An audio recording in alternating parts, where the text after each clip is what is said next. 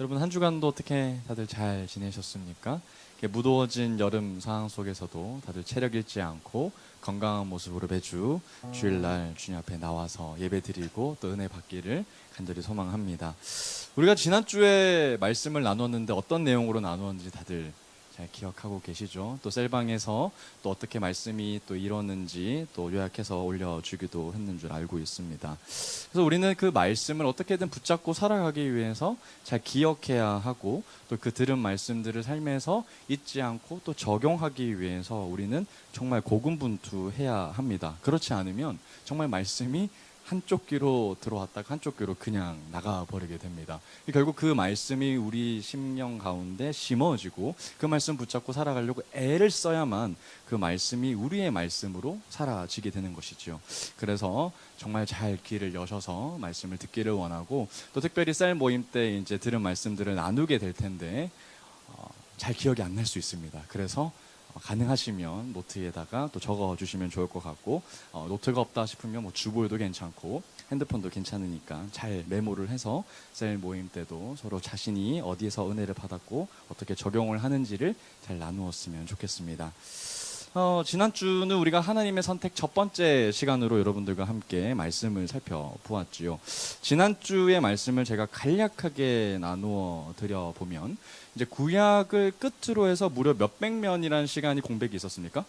400년. 그렇죠. 말라기 이후에 400년이라는 정말 긴 공백이라는 시간을 끊어내고 하나님께서는 이제 예수 그리스도의 아주 놀라운 소리로 우레와 같은 소리로 신약 시대에 딱 문을 열기 시작한다고 제가 얘기를 해 주었습니다. 그죠? 제일 무서운 것, 쌀가 이야기했던 악플보다 더 무서운 것은 무플이다. 그러니까 하나님 앞에 내가 어떠한 범죄를 행하더라도 하나님께서 전혀 반응이 없을 때 그것이 더 우리에게 더 큰 인이라고 제가 또 얘기를 해 주었죠. 그래서 제가 보호자의 사라짐은 정말 우리 인생 가운데 큰 문제다, 두려움이다. 보호자의 침묵은 그 자체로 공포다라고 얘기를 해 주었습니다. 그렇게 400년 동안 정말 보이지도 않고 느껴지지도 않던 하나님의 가장 침묵의 시기 가운데 오히려 400년이 지나고 나서 가장 가까이 우리가 보고 만지고 느낄 수 있을 정도로 가까이 하나님께서 오신 대망의 놀라운 이야기가 마태복음 1장 1절에서 빵 하고 시작이 됐다라고 얘기를 해 주었습니다. 그리고 나서 제가 어떤 이야기를 했죠? 유다라는 이야기를 이제 이어가게 됩니다. 이 예수 그리스도의 계보를 이어나가는 야곱 그리고 또 위로 올라가면 이삭 그리고 올라가면 또 아브라함까지 시작되어지는 그 족장 시대로부터 이어지는 예수 그리스도의 계보를 살펴보기를 시작을 했죠. 그리고 나서 왜 예수 그리스도의 계보가 장자가 아닌 유다로 내려가게 됐는가에 대해서 살펴보았습니다. 특히 장자였던 누구요? 루벤 그리고 둘째 그리고 셋째인 시므온과 레이가 왜 장자가 되지 못했음을 우리는 살펴보았죠. 다들 기억나시죠? 그죠? 표정이 좀 흐릿한 것 같은데. 어쨌든 그렇게 제가 얘기를 해 주었습니다. 그리고 나서 가장 중요한 말씀이 에베소 3장 6절을 여러분들에게 정점으로 딱 얘기해 줬습니다. 누구든지 복음 안에서 예수 그리스도를 믿는 자는 하나님의 나라를 우리가 유업으로 받는 뭐라고요? 상속자라는 게 중요한 거죠. 그죠?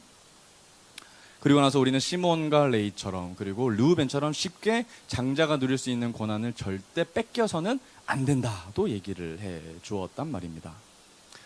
그래서 마태복음에서 이제 오늘도 다시 한번 살펴보면 아브라함부터 이제 유다까지 이렇게 쭉 이제 족보가 이제 써내려져 가게 됩니다. 제가 이제 아브라함부터 이제 한 사람의 장자까지 선택했을 때는 쉬웠다고 얘기를 해줬어요. 이삭도 쉬웠다고 했습니다. 왜요? 아내가 몇 명이기 때문에? 한 명이기 때문에 쉽다고 얘기를 했어요. 그런데 문제는 어디서부터 시작되는 겁니까? 야곱이 왜 어렵다 그랬죠? 아들이 뭐였기 때문에? 많았기 때문에라고 제가 얘기를 드렸습니다. 아들이 총 몇 명이라고요? 12명. 그리고 아내는 몇 명? 4명. 그러니까 이 집안에 이 아이들이 너무 많다 보니까 누구를 하나님께서 선택하셔서 예수 그리스도의 계보로 이어질지에 대한 고민이 있으셨던 겁니다. 그래서 왜 장자가 아닌 유다가 결국은 예수 그리스도의 계보로 선택되었는지에 대해서 이제 살펴보게 되는 거지요. 제가 지난주에 마지막에 어떻게 얘기를 했냐면 여러분 이 유다 이야기는 다음 주에 이어집니다 했을 때 여러분 정말 한 주간 동안 강도사님의 유다 이야기가 너무 궁금해하면서 설레면서 다들 보냈죠. 저는 이걸 전하고 싶어서 너무 막 몸이 간지러웠어요. 어떻게 빨리 유다 이야기를 전해주고 싶은데 여러분도 다 동일한 마음이라고 믿습니다. 아멘. 자, 아쉽지만 또 다음 시간에 유다 이야기를 또 합니다. 유다 이야기가 너무 크기 때문에 그래요. 그래서 여러분 정말 설레는 마음으로 넷플릭스 이어지는 것처럼 계속해서 설레는 마음으로 간을 졸이면서 빨리 시간 지났으면 좋겠다라는 기대를 갖고 이 주일 예배에 나오기를 간절히 소망합니다. 유다는 이제 야곱의 첫 번째 아내 누구의 자식이라고 제가 얘기했죠? 레아의 자식이라고 얘기를 했습니다. 레아 다들 기억하시죠? 레아는 분명히 야곱이 가장 사랑했던 아내가 아니었고 그 레아의 여동생이 누구를 더 좋아했습니까? 라헬이라는 여자를 분명히 더 좋아했습니다. 그런데 삼촌 라반이 이 속임수를 써서 언니 레아를 먼저 시집을 보내게 되는 거지요. 근데 결혼을 했음에도 불구하고 야곱은 끊임없이 계속 라헬보다는 레아를 더 사랑해야도 불구하고 자기가 더 사랑하는 라헬을 더 사랑한다는 말이죠. 문제는 아내에게서 끝쳐지는 것이 아니라 자식에게 대한 어디까지 이어지는 거예요? 편애까지 이어지는 거예요. 그러니까 내가 가장 사랑한 아내에게서 낳은 자식들이 가장 소중하게 느껴지는 겁니다. 근데 사실 그렇게 해서는 안 되죠. 형제 집안에서 가장 금기시 되어지는 행동이 바로 편애입니다. 오은영 박사님도 계속해서 얘기를 하지만 집안에서 편애를 한다는 건 굉장히 치명적인 행동이란 말이죠. 이 집안에는 또 4명의 아내가 있고 12명의 아들들이 있는데 그 유독 라헬만 사랑하고 그리고 라헬의 아들만 사랑한다면 나머지 아내들과 자녀들은 얼마나 피폐한 삶을 살아가고 있겠습니까? 어떤 집안인지는 뻔해도 보이는 거죠. 그래서 레아가 이제 첫 번째 자식을 낳게 됩니다. 하나님께서 레아를 너무 생각하시고 기억해 주셔서 축복을 해주셔서 태의 문을 열어주시죠. 그래서 처음으로 낳은 아들이 누굽니까? 르우벤이라고 얘기했습니다. 레아입니다. 레아의 첫 번째 아들은 누구다? 르우벤. 그러니까 야곱 집안에서 가장 먼저 태어난 이 장자는 분명히 르우벤입니다. 르우벤을 낳았을 때 레아가 이 르우벤의 이름을 지어주면서 그의 이름을 뭐라고 얘기를 했죠? 의미를 보라 아들이라. 근데 이 보라 아들이라는 말을 누구한테 지금 하고 있는 거예요?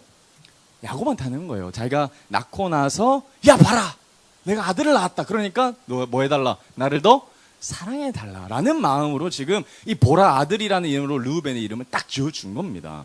근데 그렇게 보라 아들이라는 이름을 지어줬지만 야곱이 사랑했을까요? 안 했을까요? 안 했단 말이에요. 그러면 그때 얼마나 또 상처가 입었겠습니까? 그리고 르우벤이 나중에 장성해서 엄마 내 이름을 왜 르우벤이요? 라고 얘기했는데 엄마가 그래 너의 이름은 르우벤이야. 보라 아들이 이게 설명해주고 얼마나 절망적입니까? 그죠? 그런데 그 절망적인 빠져있는 레아에게 르우벤을 낳았지만 여전히 남편 야곱에게 사랑을 받지 못하고 있는 레아에게 하나님은 또 찾아오시게 되고 또 태의 문을 또 열어주시고 축복해 주시는 겁니다. 창세기 29장 33절인데요. 한번 같이 읽어봅니다. 시작.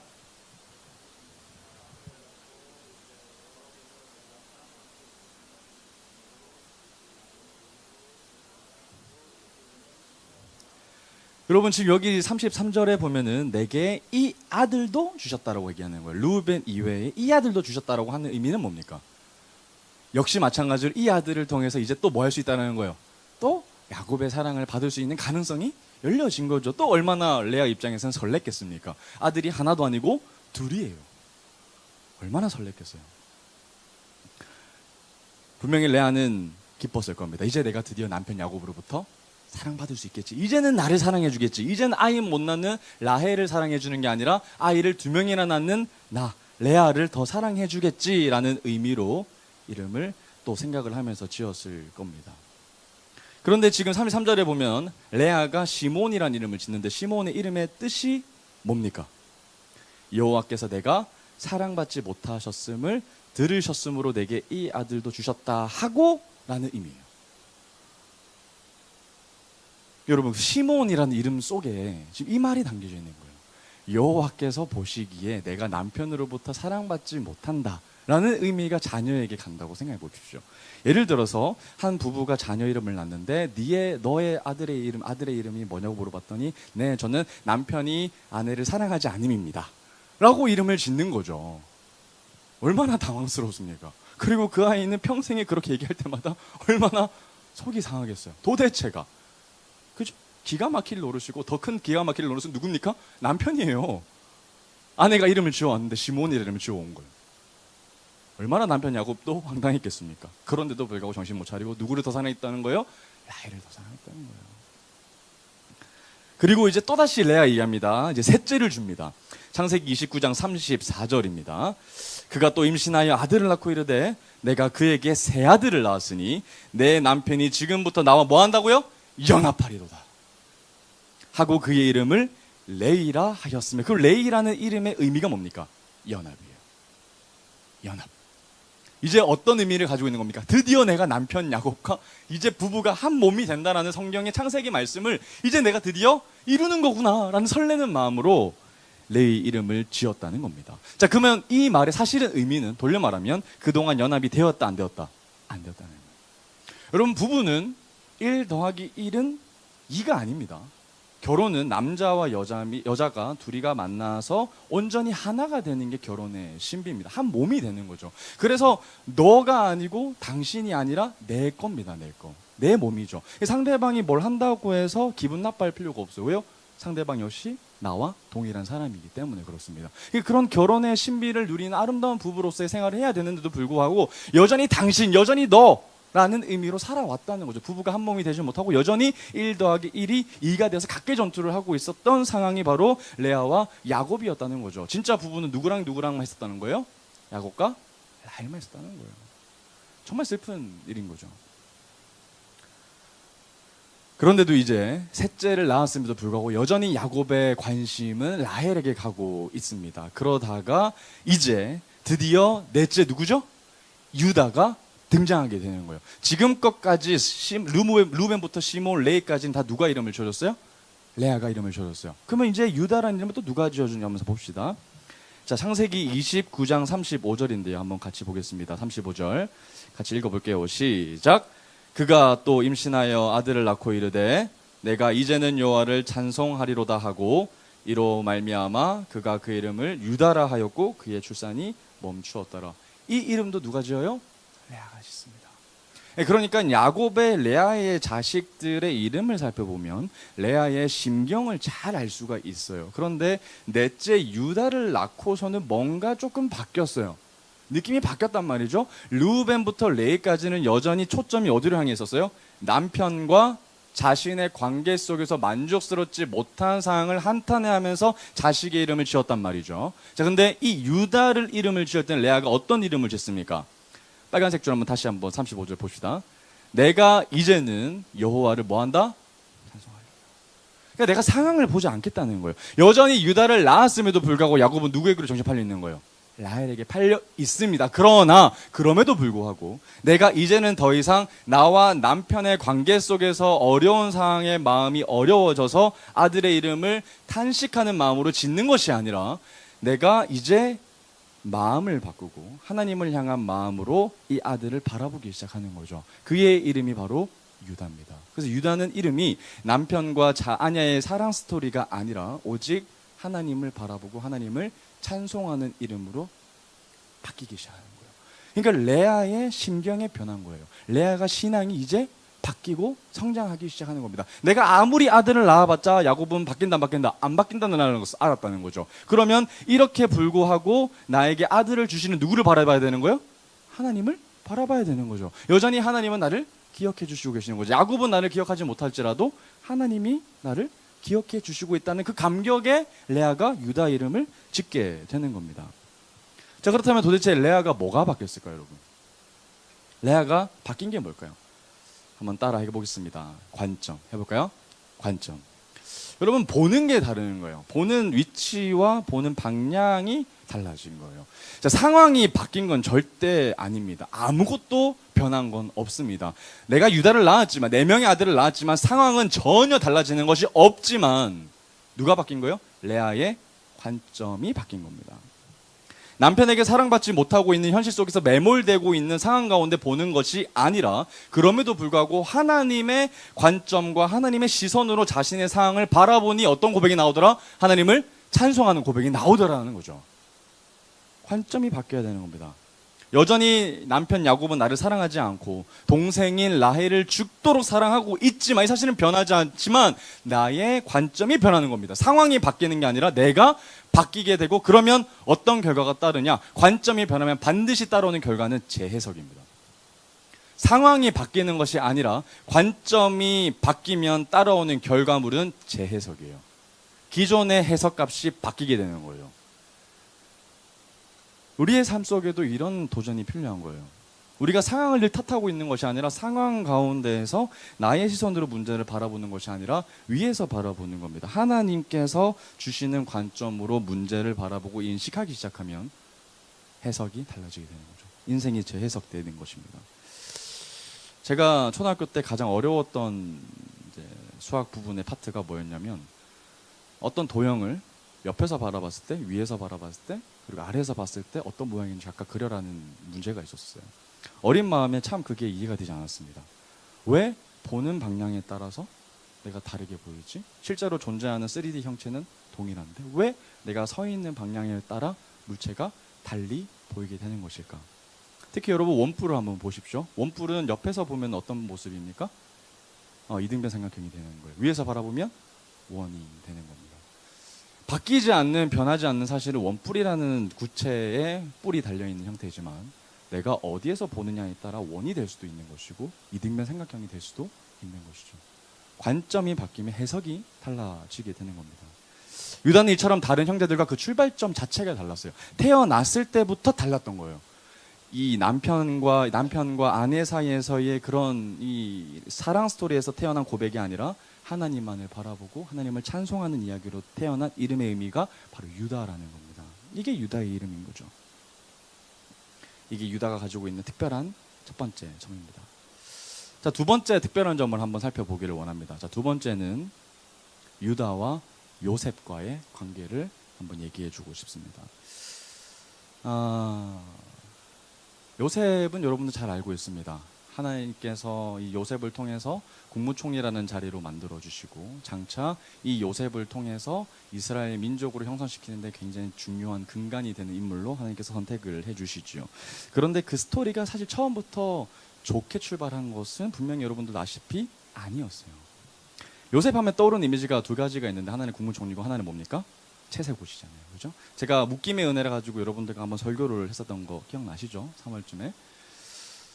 이 요셉은 야곱 남편으로부터 정말 큰 편애를 받았던 사람이었습니다.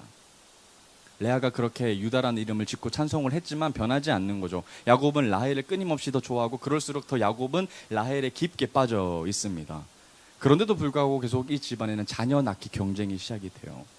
레아는 4명이라는 남자를 낳았으면 됐지 또다시 자녀를 낳기로 또 시작하는 겁니다. 라헬도 가사에서 자녀를 낳기 시작하고요. 거기도 모자라서 여종을 각각 보내면서까지 자녀를 낳습니다. 그래서 12명의 아들이 함께 거주하게 되고 4명의 배다른 엄마가 존재하게 되는 이 기가 막힌 가정이 또다시 진행이 되고 있는 겁니다. 문제는 뭐냐면 야곱이 그 중에 12명 중에서도 그 중에 특출난 한 명인 이 야곱의 마지막 아들 베냐민 나오기 전에 요셉을 가장 사랑했다는 거죠. 자, 그러면은 루벤부터 출발해서 그 나머지 아들의 관계를 한번 보십시오.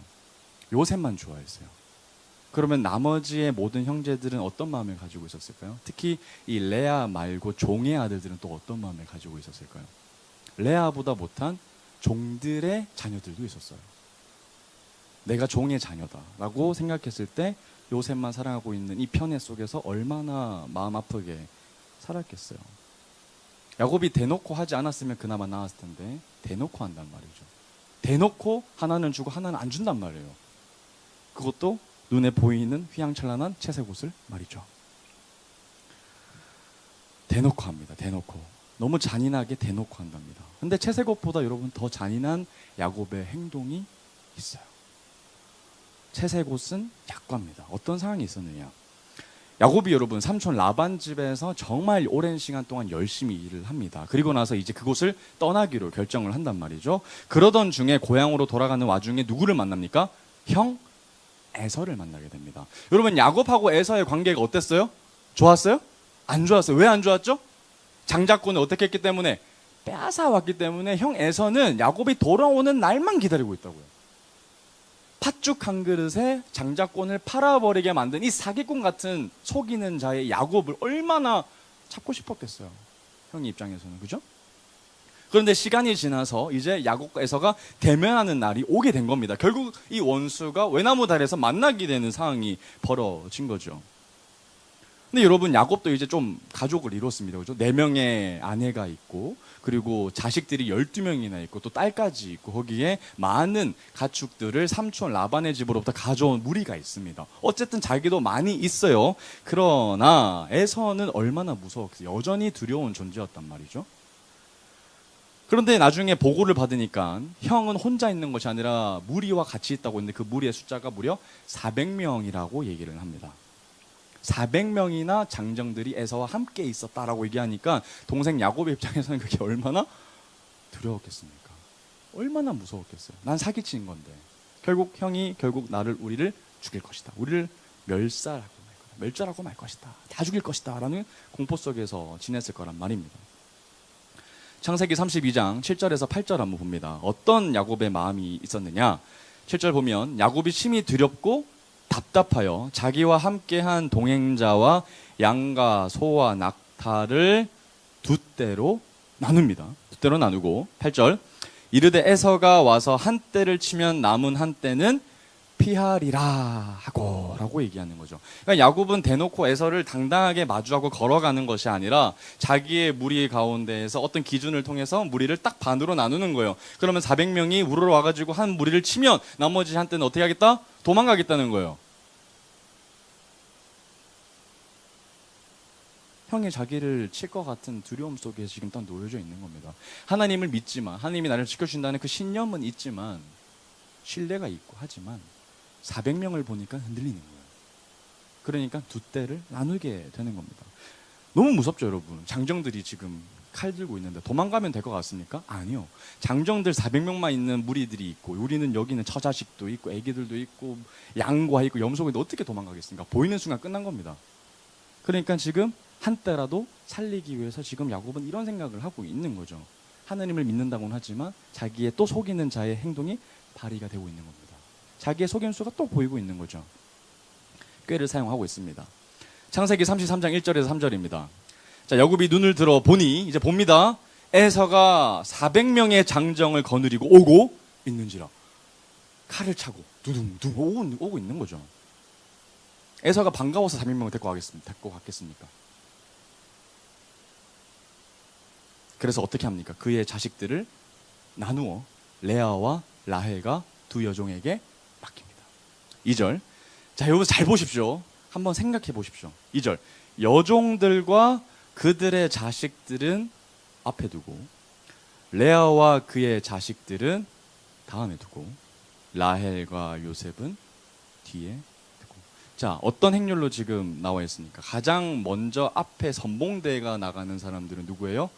몸종, 여자의 종. 그러니까 라헬과 레아의 각각의 여종인 비라와 실바를 제일 앞으로 보내는 거예요. 그리고 그의 자식들을 세워놓는 거죠. 그리고 그 다음에 누굴 두는 거예요? 레아의 자식들을 두는 겁니다. 레아와 누구? 레아의 처자식 4명. 그리고 그 다음에 둘 것 같았는데 어떻게 성경은 말하고 있어요? 라헬과 요셉은 어디에 뒀다? 여기가 아니고 여기 뒀다는 거예요. 그러니까 자기를 기준으로 몸종 무리, 레아 무리, 그리고 나 뒤에 라헬과 요셉. 여러분, 이게 본인이라고 생각해 보십시오. 이게 받아들여집니까? 여러분, 채색옷은 그냥 조금 이뻐서 입혀줄 수 있을 정도로 생각할 정도, 이건 정말 양반의 문제예요. 여러분, 이건 생존권입니다. 죽음 앞에서 아이들을 소중한 대로 순서로 따지고 있는 거예요. 그리고 절대로 포기할 수 없는 단 한 가정이 있으니 그게 누구다? 라헬과 요셉이라는 거예요.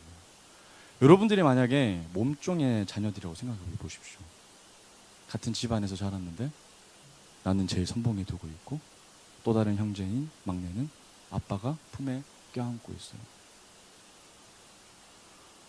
이게 상식적으로 받아들여집니까? 쉽지 않아요. 그런 환경 속에서 야곱의 자녀들이 성장한 거예요. 여러분, 채색옷은 정말 양반입니다. 이거에 비하면. 생존권을 두고 지금 순서를 매이고 있는 거예요. 여러분, 레아는 얼마나 더 충격적이었겠어요. 자기가 첫 번째 부인인데 4명의 아들을 낳았음에도 불구하고 여전히 자기는 야곱 앞에 있는 거예요. 뒤로 돌아보니까 라헬이고. 이게 쉽지 않은 겁니다. 유다는 그때부터 어떤 생각을 또 했을까? 루벤 또 어떤 생각을 했을까요? 또 거기에 같이 서 있는 요셉은 엄마 품에 안겨가지고 무슨 생각을 했을까요? 이런 기가 막힌 집안의 스토리가 야곱의 스토리인 겁니다. 그리고 3절입니다. 자기는 그들 앞에 나아가되 몸을 7번 땅에 굽히며 그의 형 에서에게 가까이 가니. 그들 이제 무리를 앞으로 이제 지나가서 야곱이 이제 형을 에서로 만나러 가는 장면이 되는 거죠. 여차하면 어떻게 하겠다는 겁니까? 도망가겠다는 거죠. 그리고 오직 라헬과 요셉은 무슨 일이 있어도 배신시키겠다는 겁니다. 얘들이 죽을 때까지 시간을 벌어주면 라헬과 요셉은 도망갈 수 있는 시간이 있기 때문에 그래요. 기가 막히죠. 이 행렬 속에서 우리는 정말 많은 생각을 가지게 됩니다. 어떤 순서대로 아이들을 차례대로 소중하다는 것을 적나라하게 느낄 수 있는 장면인 겁니다. 편애가 있는 집안은 결코 정상일 수가 없어요. 절대 건강할 수가 없거든요. 편애를 받지 못하는 아이도 비정상적으로 상처가 생기고요. 또 심지어 편애를 받는다고 해서 여러분 건강하게 성장하는 거 아닙니다. 되바라져요. 그죠? 편애는 어떤 이유에서도 받는 입장에서도 받지 못한 입장에서도 다 건강하지 못한 입장인 거죠. 이처럼 야곱은 정말 치명적으로 편애를 정말 대놓고 했습니다. 목숨까지도 사랑의 순서대로 나눌 정도로 아버지 야곱은 편애를 했습니다. 이런 상황은 정말 형제들로 하여금 얼마나 큰 분노를 일으키기에 합당했겠습니까?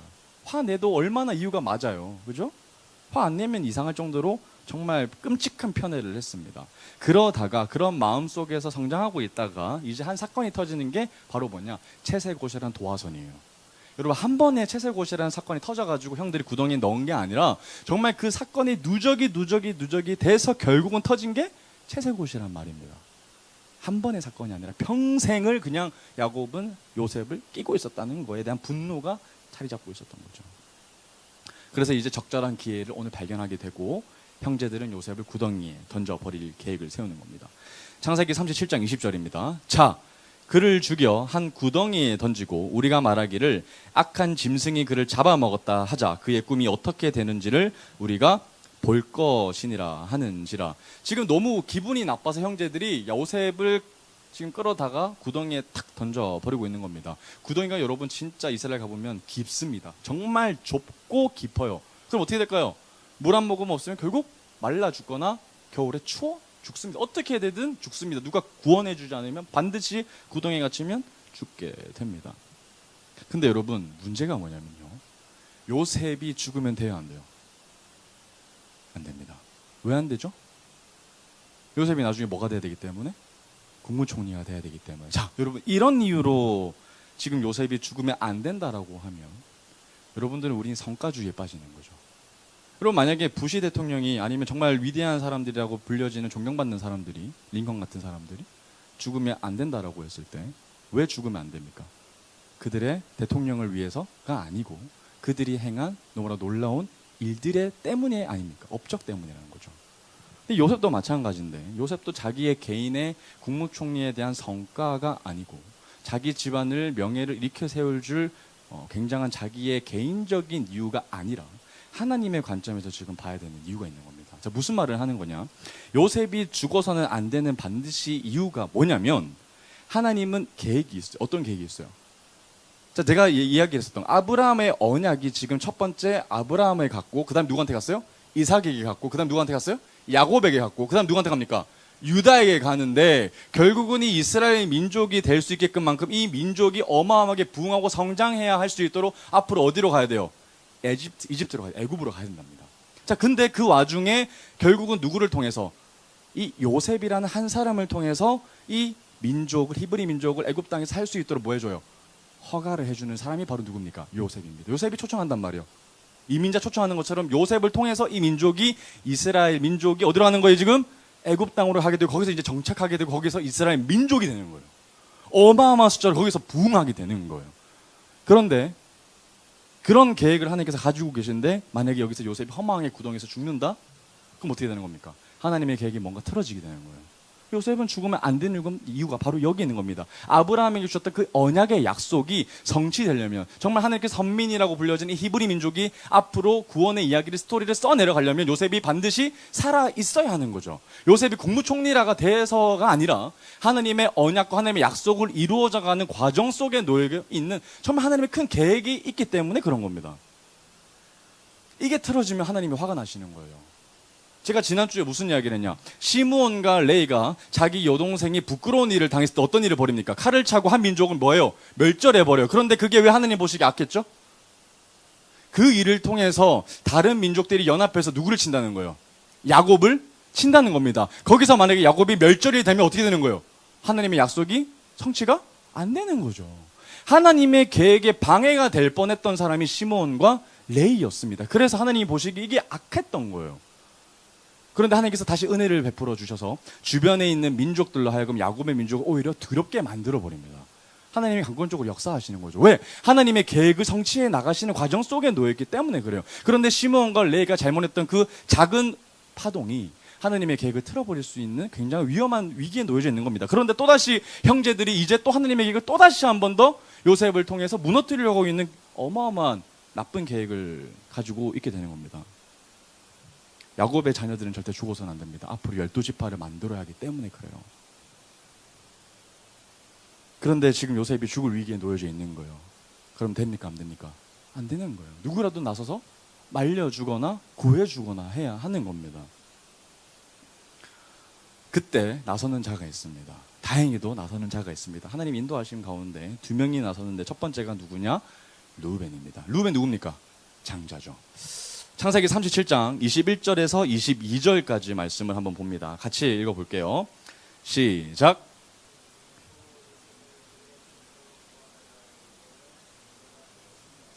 자, 22절도 같이 읽어봅니다. 르우벤이 또 그들에게 이르되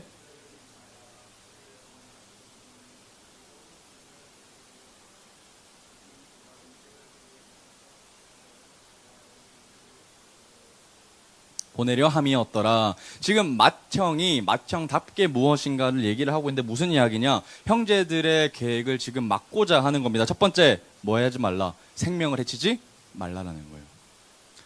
자, 르우벤과 시므온은 생명을 어떻게 했죠? 해쳤어요. 하나님께서 선택하신 이 선민의 가정 속에서 살인자가 2명이 나왔는데 르우벤과 시므온이거든요. 그 사건을 통해서 이제 르우벤은 어떤 생각을 했던 거죠? 생명의 주관자는 하나님이시라는 것을 이제 알게 되는 겁니다. 그리고 나서 이런 이야기를 하는 거예요. 생명은 해쳐서는 안 된다. 그리고 두 번째, 우리가 스스로 피를 흘려서는 된다, 안 된다? 안 된다. 그건 하나님의 영역이지 우리의 영역이 아니라는 겁니다. 그리고 그를 구덩이에 던지고 손을 걸게 되지 말라. 어떤 것도 행하지 말라. 이 말의 의미는 그가 요셉을 그들의 손에서 구출하여서 그의 아버지에게로 돌려보내고자 스스로 생각했던 거죠. 그러니까 형제들이 구덩이에 넣고 딱 떠나면 자기가 밤에 몰래 와가지고 요셉아, 형 왔어, 내가 구해줄게 하고 아버지 집으로 돌려보내겠다는 계획을 혼자 가지고 있었던 거예요. 르우벤이. 좀 마청 닿습니까? 좀 바뀌었습니까? 괜찮죠? 자, 근데 문제는 그 다음 나오는 이제 유다가 방해를 이제 합니다. 유다는 어떻게 반응할까요? 창세기 37장 26절에서 27절입니다. 제가 한번 읽어볼게요. 유다가 자기 형제에게 이르되 우리가 우리 동생을 죽이고 그의 피를 덮어둔들 무엇이 유익할까? 27절 중요합니다. 자, 그를 이스마엘 사람들에게 팔고 그에게 우리 손을 대지 말자. 그는 우리의 동생이요 우리의 혈육이다. 그의 형제들이 정령하였다라고 얘기합니다. 자, 지금 맏형인 르우벤과 유다는 어쨌든 요셉을 죽이지 말자라고 얘기를 하고 있어요. 그죠? 자, 근데 뭐가 다를까요, 지금? 가장 중요한 게 달라요. 자, 르우벤도 얘들아 죽여서는 안 돼. 구덩이에만 넣어. 그러면 내가 나중에 구원해줘야지 라는 생각을 가지고 르우벤과 유다가 죽이지 말라. 그는 우리의 가족이고 그는 우리의 혈육이다 라고 얘기하는 유다와 뭐가 본질적으로 다르냐 이 말입니다. 똑같이 반대하고는 있지만 다른 점이 있어요. 27절 한번 다시 보여주십시오. 자, 마지막 부분에 그는 우리의 동생이 우리의 혈육이니라 하매 뭐 했다고? 그의 형제들이 정중했다. 여러분, 르우벤이 얘기했을 때는 아무도 듣지 않습니다. 르우벤이 얘기했을 때는 아무도 형제들이 듣지 않아요. 그런데 넷째인 유다가 그렇게 얘기하자고 하니까 사람들이 뭐 하는 거예요? 딱 듣는 겁니다. 그래, 네 말대로 하자. 여러분, 형제들의 이 12명이 되는 사람들을 얘기하고 해서 설득했을 때 반응이 왔다는 것은 실질적인 장자가 이때부터 누구였다는 걸 의미합니까? 유다였다는 걸 의미해요. 암만 맏형이 르우벤이 얘기해봤자 이 형제들은 듣지 않았고 넷째인 유다가 딱 한마디 하니까 형제들이 바로 그 즉시 들었다는 겁니다. 죽으려고 눈이 시뻘개져가지고 조셉을 구덩이에 넣고 딱 죽기만을 바라고 있는 형제들 앞에서 유다가 스톱, 그는 우리의 동생이야, 그냥 팔아버려라고 했을 때 형제들이 즉각적으로 순종했다는 거예요. 이게 르우벤과 본질적인 차이. 앞만 떠들어봤자 유다는 사람들이 반응이 왔고 르우벤은 반응이 오지 않았다는 게 가장 큰 차이점인 겁니다. 결과적으로 요셉을 죽지 않도록 팔게 해준 사람은 누굽니까? 지금 유다가 되는 거죠. 요셉을 살 수 있도록, 호흡이 붙을 수 있도록 만들어주는 사람은 이 형제 가운데 유다가 되는 겁니다. 이게 다른 형제들과의 가장 큰 또 다른 구분점이 되는 거죠. 그럼 르우벤 한번 이야기 다시 한번 볼까요? 그렇게 이야기하고 나서 르우벤이 얼마나 뒷북치는지 한번 보십시오. 창세기 37장 29절 30절입니다. 이미 형제들은 미디안 상인에 팔아버리겠다는 계획을 하고 이미 팔아버렸습니다. 그런데 이제 돌아오는 거예요, 르우벤이. 자, 29절. 르우벤이 돌아와 구덩이에 이르러 본즉 거기 요셉이 없는지라 옷을 찢고 30절. 아우들에게로 되돌아와서 이르되 아이가 없도다 나는 어디로 갈까? 여러분, 이게 얼마나 뒷북이에요. 지금 형제들은 이미 르우벤 이야기를 들었지만 유다가 한마디 딱 했을 때 미디안 상인에 팔아버리자 했을 때 맞아, 그래, 팔아버리자, 우리의 손에 피를 묻히지 않는 게 좋아, 왜냐하면 우리의 가족이기 때문에 그래. 그래서 지나가는 상인에게 팔아버리고 이미 다 끝났는데 나중에 밤이 돼가지고 르우벤이 생각했던 것처럼 야야 형이 왔어 했는데 구덩이에 보는데 있어 없어? 없는 거예요. 얼마나 놀랬겠어. 죽었다는 거죠. 실종됐다는 겁니다. 그래서 형제들한테 와가지고 얘들아 큰일 났다, 요셉이 없어졌다라고 했을 때 형제들이 어떤 반응이었겠어요? 맞아 형, 요셉이 없어서 이런 반응이었겠습니까? 얼마나 무시했겠어요. 뭐 이제 와서 이미 다 끝났는데. 르우벤은 이 형제들 가운데 어떤 영향력도 없었습니다. 유다가 모든 실질적인 장자 역할을 이미 다 하고 있었어요. 유다 한마디면 형제들이 움직였다고. 여러분, 우린 이 사건을 통해서 두 가지 점을 확인할 수가 있습니다. 아까 제가 계속 얘기하고 있지만 유다는 형제들 사이에서 실질적인 뭐다? 장자다. 그냥 장자가 된 것이 아니라 이미 형제들을 통솔하고 관리할 수 있는 실질적인 리더 역할을 했다는 겁니다. 한마디면 움직여졌다는 거죠. 르우벤이 아니라. 그리고 두 가지 점이 뭐냐? 유다를 통해서 요셉이 애굽 땅으로 넘어갈 수 있게 되는 거죠. 유다를 통해서 요셉이 애굽 땅으로 가게 되는 겁니다. 자, 그런데 여러분 기억하십시오. 유다가 잘한 건 결코 아닙니다. 유다가 진짜 하나님께 칭찬받으려고 했다면 어떤 행동을 보였어야 했어요? 팔아버리면 안 되고 구원해줘야죠. 구원해주고 너 그러면 안 돼, 너희들 그러면 안 돼, 아버지에게로 돌아가서 우리 아들이 함께 있다라는 걸 보여줘야 돼 라고 얘기해줬어야 했지만 유다는 거기까지는 가지는 못했어요. 그러나 하나님께서 유다를 사용하셔서 이 요셉을 애굽 땅으로 갈 수 있도록 인도해 주신 것 뿐이죠. 그러나 유다가 행한 것은 작은 파동이었습니다. 그런데 하나님께서는 그 파동을 사용하셔서 이제 이스라엘 민족이 애굽으로 갈 수 있는 터전을 마련해 놓으시는 겁니다. 그리고 나서 이제 형제들은 이제 요셉을 어떻게 하느냐? 숫 염소의 피를 요셉의 오래 막 적지적지 바릅니다. 그리고 아버지에게 보여주는 거예요. 창세기 37장 32절입니다. 같이 읽어봅니다. 시작.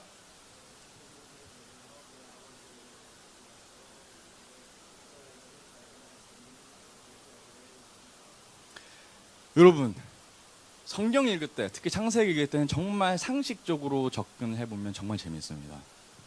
32절에 나와 있는 이 형제들이 아버지에게 얘기하는 이 이야기가 상식적입니까? 비상식적입니까? 비상식적이에요. 왜 제가 이 말을 하냐? 자, 정말 우리가 생각했을 때 상식적인 반응은 요셉을 그렇게 했다고 치다 할지라도 형제들이 그 옷을 가지고, 피 묻은 옷을 가지고 아버지에게 보여줬을 때 어떤 말을 해야 정상이에요? 아버지, 우리가 들에서 가보니 요셉의 옷을 발견했습니다. 울먹거리면서 아버지 어떻게 해야 될까요? 어디로 간 걸까요? 요셉은 죽은 걸까요? 뭐 이런 반응이 나와야 정상 아닙니까? 그런데 뭐라고 합니까? 아빠한테 퉁명스럽게 우리가 이것을 발견하였으니 아버지 아들의 옷인가? 보소서. 그러면 이 채색 옷은 정말 귀한 옷이에요, 여러분. 그 당시에는 전부 하얀색 옷만 입었어요. 무채색 옷만. 그런데 채색 옷이 뭐 다른 사람도 입었겠습니까? 누가 봐도 영락없는 요셉인데 그걸 가지고 아버지에게 들이내면서 아버지 아들의 옷인가 보소서 이렇게 얘기하고 있는 이 아들들의 이 심보가 이해가 되세요, 이게? 왜 이런 반응이 나왔을까요? 거짓이기 때문에 그래요. 거짓말하고 있기 때문에 지금 이런 반응이 나오는 겁니다. 진짜 말도 안 되는 소리, 헛소리 하고 있는 거죠. 창세기 37장 33절 그 다음 절입니다. 볼게요. 아버지가 그것을 알아보고 이르되 내 아들의 옷이라 악한 짐승이 그를 잡아먹었도다. 요셉이 분명히 찢겼도다 하고, 아버지가 지금 제정신이 아닙니다. 34절 자기 옷을 뭐합니까? 찢고 굵은 배로 허리를 묶고 오래도록 그의 아들을 위하여 애통한다고 나와 있습니다. 제가 유다하면서 왜 이 야곱까지 연결이 됐냐면, 결국은 이 창세기에서 주인공은 요셉도 아니고 유다도 아니고 야곱이기 때문에 그래요. 야곱이가 무려 창세기에서 25장이라는 엄청난 양을 차지하고 있기 때문에 지금 야곱을 조명하고 있습니다. 어쨌든 야곱은 요셉을 잃었다고 생각한 거죠. 아버지가 자식을 잃었다는 마음의 절실한 표현이 지금 34절에 나와 있는 겁니다. 옷을 찢었다는 거예요. 여러분, 세상에서 가장 큰 불효가 뭔지 압니까? 뭐 했어요? 부모보다 자녀가 먼저 죽는 거예요. 그것만큼 이 세상 가운데 부모에게 큰 상처를 주는 거 없습니다. 그런데 아버지 야곱은 자기 아들을 자기보다 먼저 죽게 되는 것을 경험하게 되는 겁니다. 부모의 절규가 여러분은 느껴지십니까? 말도 못합니다, 여러분. 내 자녀가 먼저 자신보다 떠난다는 것은 절대 공감해 줄 수도 없고 이해해 줄 수도 없는 정말 큰 아픔인 거죠. 여기서 요셉을 위해서 정말 울어줄 사람이 누가 있을까요? 엄마 이미 죽었어요. 형제들 울까요? 울 수가 없죠. 구덩이에 넣고 팔아버렸는데 뭘 울겠습니까? 그죠? 요셉을 위해서 울어줄 사람은 누구밖에 없어요. 지금 아버지밖에 없는 거예요. 감히 공감도 못하고 위로도 못하는 거죠. 그런데 창세기 37장 35절 이제 아들들이 사라졌으면 좋겠는데 아버지 앞에 지금 또 나타나는 거예요. 기웃거리고 있는 겁니다. 창세기 37장 35절 한번 같이 읽어봅니다. 시작.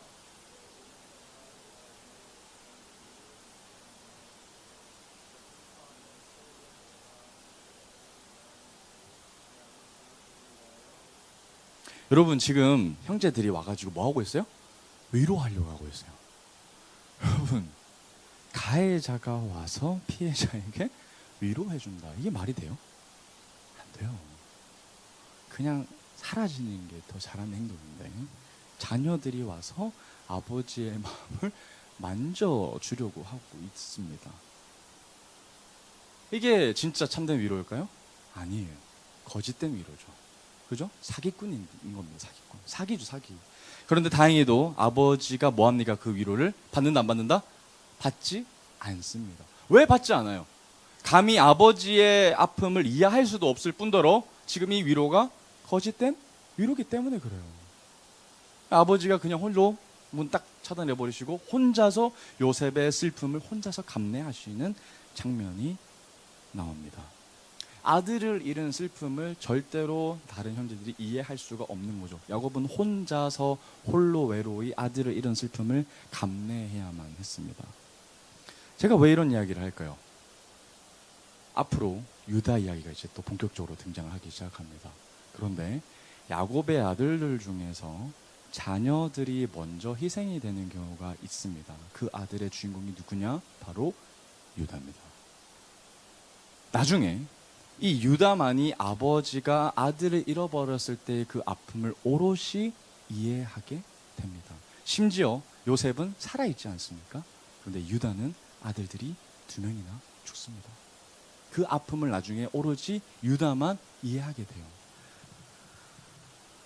아버지 야곱의 마음을 온전히 나중에 이해하게 되는 자는 바로 유다 혼자 됩니다. 여러분, 계속해서 유다 이야기를 나누기를 원하지만 유다에 대한 이야기는 다음 주에 이어서 이야기를 하도록 하겠습니다. 다음 주에는 어떤 이야기가 있냐면 유다와 다말에 대한 이야기가 등장을 하게 됩니다. 그리고 나서 유다와 베냐민 이야기까지 이어지게 돼요. 여러분, 유다가 이렇게까지 제가 중요하게 3주에 걸쳐서 얘기하는 이유는 하나님께서 어떠한 목적과 뜻의 가운데서 일을 하실 때 우리가 이해할 수 없지만 하나님의 주권하심이 있다는 것을 강조하기 위해서 여러분들에게 나누고 있는 거예요. 하나님께서 계획을 가지고 있고 뜻을 가지고 있는데 그거를 설명할 수 있는 가장 적절한 대목은 주권하심이에요. 우리가 어떻게든 개입할 수가 없어요. 그러나 하나님께서는 우리를 통하여서 우리의 손을 통해서 일을 하시는데 하나님의 주권적인 방법을 사용하셔서 일하고 계신다는 거고, 하나님의 역사 스토리 가운데 유다를 사용하셨다는 겁니다. 말씀을 정리해 볼게요. 우리 차연팀 같이 나와주시고. 여러분, 유다의 이름의 의미가 첫 번째 뭐였습니까? 여호와를 찬송하리로다. 근데 그 앞에 이제는이라는 단어가 붙어요. 이제는 내가 여호와를 찬송하리로다. 여러분, 이제 어떤 상황 가운데 놓여 있다고 했을지라도 상관치 아니하고 이제는 딱 쉼표를 끊어내고 이제는 지금부터는 내가 여호와를 찬송하겠습니다 라는 고백이 우리 입술을 통해서 회복이 되어야 하는 겁니다. 그게 유다의 이름이고 우리가 존재하는 이유의 목적입니다. 여러분, 사람이 사는 이유가 뭐예요? 인간이 존재하는 목적이 뭡니까? 왜 삽니까? 우리가 왜 이 땅 가운데 태어나고 왜 우리가 하느님 앞에 나와서 이렇게 말씀을 듣고 예배하고 하나님을 나아가야 하는 이유가 뭡니까 도대체? 웨스트민스터 소유리 문답 제1문에 보면 사람의 제일 되는 목적에 대해서 아주 분명하게 얘기하고 있습니다. 사람의 제일 되는 목적은 온전히 하나님을 영화롭게 하는 것과 그를 영원토록 즐거워하는 것이라고 얘기하고 있습니다. 그 말에 결국은 하나님을 예배하는 자라는 거예요. 우리는 하나님 앞에 예배하는 자라는 겁니다. 그분은 절대로 주권자이시고 통치자이신 그분 앞에 우리가 나아가야 하는 거죠. 그게 우리의 존재, 목적입니다. 우리가 잘 먹고 잘 살기 위해서 이 땅 가운데 보내진 것이 아니고 우리가 태어난 것이 아니라 하나님께서는 분명한 목적, 하나님을 예배할 수 있는 자녀로 이 땅 가운데 우리를 불러주시고 선택하시고 이 땅 가운데 살아갈 수 있도록 파송하신 것인데 우리는 그 목적을 잃어버리고 유다의 이름을 사라져버리고 우리 마음대로 살아가고 있는 겁니다. 여러분, 혹시나 내 이름은 성도라는 이름으로, 그리스도의 이름으로, 하나님의 자녀라는 모습으로 하나님을 찬송해야 하는 삶을 살아야 하지만 진짜 내 삶들은 유다가 아니라 르우벤의 이름과 같이 살아가고 있지 않습니다. 르우벤의 이름은 보라, 아들이다. 정말 내가 그토록 원했던 아들이 우상이 되어서 세상 가운데 자랑하고 싶었던 마음이 큰 모습이 있다면 우리는 유다의 이름처럼 살아가고 있는 것이 아니라 르우벤의 이름대로 살아가고 있는 거죠. 그럼 시므온과 레위는 또 어떤 의미였습니까? 끊임없이 세상 가운데 환경을 바라보면서 내가 가지지 못한 것을 끊임없이 집착해내고 끊임없이 세상 가운데 있는 유혹된 것들을 쫓아가면서 하나님을 찬송하지 못하고 있다면, 하나님을 영화롭게 하지 못하고 있다면 나는 유다의 이름을 가지고 살아가는 것이 아니라 르우벤과 시므온과 레위처럼 이름을 가지고 살아가는 거예요. 여러분, 기억하십시오. 여러분들의 이름은 유다와 같이 하나님을 찬송하기 위해서 이 땅 가운데 보냄을 받은 사람들입니다. 여러분, 이제 결정을 하시고 결단을 좀 하시길 바랍니다. 내가 누구인지, 내가 시므온과 레위와 르우벤이 아니라 유다임을 고백하고 하나님, 내가 어디에 있든지 항상 하나님의 영광을 위해서 쓰임 받겠습니다. 나를 좀 도와주세요. 라는 고백이 여러분들의 입술을 통해서 좀 나왔으면 좋겠습니다. 그렇지 않으면 시므온과 레위가 그랬던 것처럼, 르우벤이 그랬던 것처럼 하나님을 아는 기쁨을 세상 가운데 빼앗기고 말 겁니다. 우리가 상속자라는 것을 반드시 기억하십시오. 상속자가 어떻게 자기의 상속분을 남에게 함부로 줄 수가 있겠습니까? 지켜내는 몫은 우리의 몫입니다. 또 나누고 싶은 얘기가 뭐냐면요, 여러분, 이제 유다가 여기서 실질적인 장자 역할을 한다고 제가 얘기하지 않았습니까? 이 야곱의 깨어진 집안에서 이제 결국 야곱의 집안을 화목하게 하고 하나가 되게 만드는 가장 역할을 하는 사람이 바로 유다가 됩니다. 여러분, 유다는 처음부터 존재 의미가 달랐고 끝날까지 존재 목적이 달랐습니다. 다른 형제들은 정말 자기의 삶의 목적대로 자기가 하고 싶은 대로 다 하고 살았지만 유다는 그렇지 않았습니다. 유다는 정말 하나님께서 어떤 일을 하실 수 있으실까를 고민하면서 자신을 내어드렸던 사람입니다.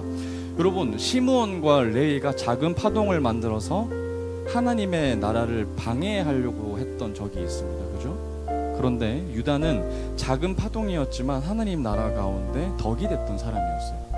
여러분, 우리는 다 연약해서 하나님의 나라 가운데 정말 큰 영광을 우리가 할 수가 없어요. 우리는 존재론적으로 어떻게 개미가 아무리 노력해봤자 인간에게 영광을 주겠습니까? 하물며 우리가 피조물이 어떻게 창조물에 영광을 주겠어요?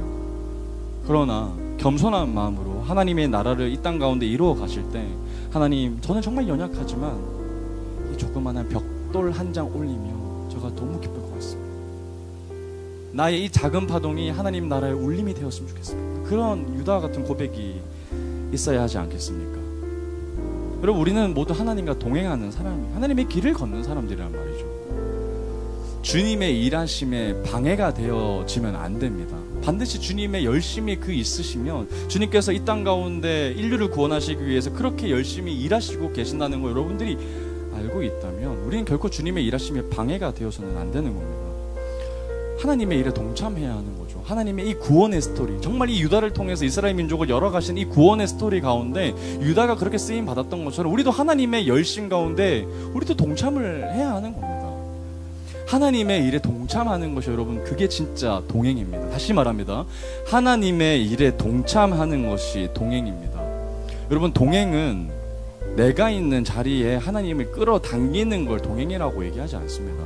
그러니까 내가 지금 이 삶의 문제 어려워서, 주님, 돈의 문제를 해결해 주십시오. 이 관계의 문제, 배우자의 문제, 나의 진로의 문제 가운데 하나님의 존재를 끌어당기는 게 동행이라고 얘기하는 것이 아니라, 하나님의 길을 가운데 내가 거하는 것이, 내가 하나님이 있는 곳에 내가 함께 가는 것이, 그게 동행이란 말이죠. 하나님의 일하심 가운데 동참하는 것이, 그게 진짜 동행입니다. 더 이상 하나님을 여러분의 자리로 데리고 오지 마십시오. 우리가 이제 하나님 쪽으로 달려가서, 하나님, 제가 무슨 일을 할까요? 하나님의 나라 가운데 벽돌 한 장을 쌓기 위해서 내가 이제 무엇을 할까요? 라는 고민과 결단이 이제 있어야 하는 겁니다. 여러분, 아무것도 안 한다고 하나님 나라에 방해가 안 되는 거 절대 아닙니다. 가만히 있는 사람이, 내가 하나님을 알고 있지만 하나님의 일하신 가운데 어떠한 일도 동참하지 않는 것이 가장 큰 방해가 되는 사람이에요. 여러분들은 알고 있지 않습니까?